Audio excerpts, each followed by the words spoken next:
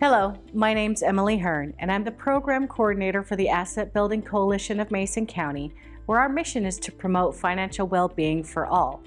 This is one of a series of short, informative personal finance videos.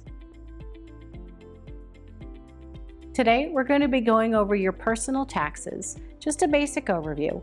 So why we file taxes, how much comes out of your paycheck, and when and where to file your federal tax return. So why do we pay taxes? Well, our federal income tax goes to pay for things like the military, health insurance and income for the elderly and disabled, public roads, and paying off the interest of the national debt. Our next question is, how much comes out of your paycheck to pay for these taxes? Well, there are a few things that come out. One is Social Security tax. Next is Medicare. And then the federal income tax is a pay-as-you-earn system. So the more you earn, the more income tax is taken out. Now you can take some deductions on your federal income tax to take home more of your paycheck. However, if you do this, you may end up owing more when it comes time to file your federal tax return. There are also state taxes which come out of your paycheck, and they vary by state. For Washington state, there are 3 taxes which come out. One is the Washington Paid Family and Medical Leave. The other is the Washington Cares Fund for long-term care insurance. And the last one is the Washington Workers' Compensation, or LNI.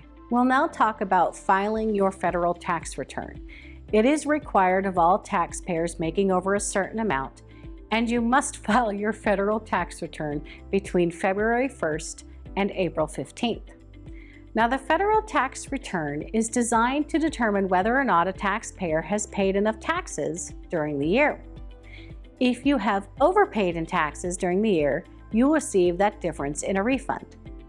If you have underpaid your taxes during the year, you will owe a balance due to the IRS. So, how the government determines how much taxes you owe during the year is determined by your adjusted gross income, or AGI. Your AGI is your income from all sources minus any deductions. There are 2 ways to take deductions.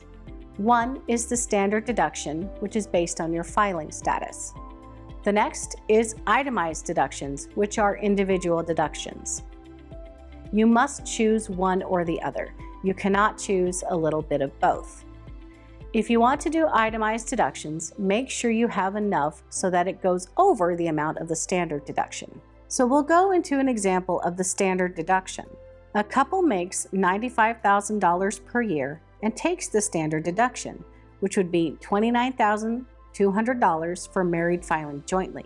It reduces their adjusted gross income to $65,800. This moves them into a lower tax bracket. They will only have to pay 12% income tax on $65,800 instead of 22% on $95,000.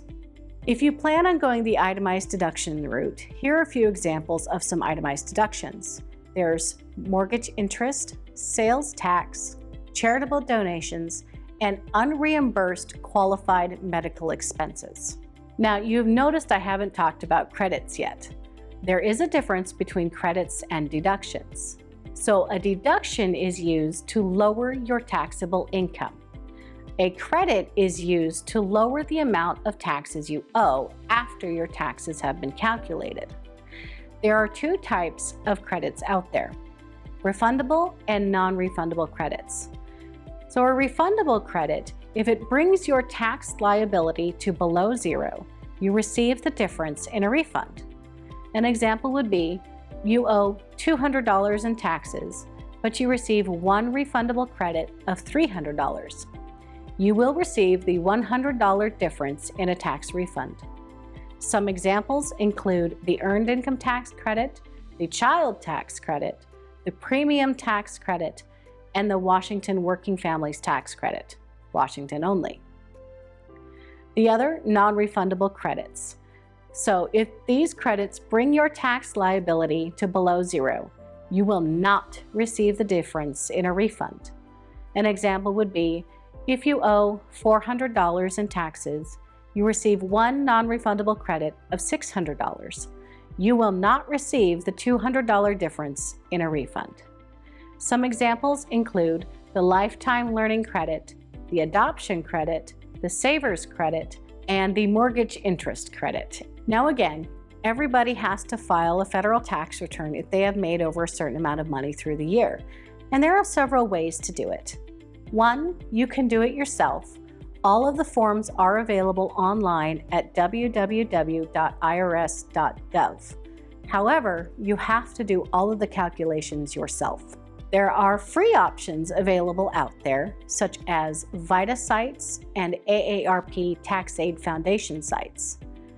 Both of these sites are run by volunteers who have gone through a certification program run by the IRS. They are qualified to file taxes within the scope of their certifications. There are paid software options such as TurboTax and H&R Block. TaxSlayer and OTS also have paid options, but it is a sliding scale based upon your annual income. And then if you have a fairly complicated return, you can turn to paid professionals, CPA firms, and the like, but make sure you look at their reviews, ask around with family and friends to make sure you're getting someone who knows what they're doing and getting you the most for your money, and it has a track record of accuracy. Thank you for watching, and I hope this gives you some peace of mind during tax season and the information you need to pick the right filing option for you.